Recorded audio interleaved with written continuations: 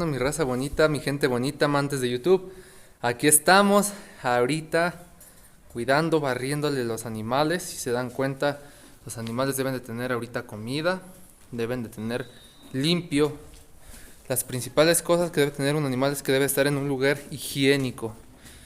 Y quiero que vean que a pesar de que este potro está aquí ahorita suelto, se llama Bridón, está libre, ¿ok?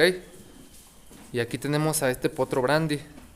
Él está amarrado, pero pues no le falta nada, está bien limpio donde pisa, tiene comida, se le cepilla y se le da agua cuando quiere. Así es que aquí estamos. Saludos, gente bonita de YouTube, amantes de los animales.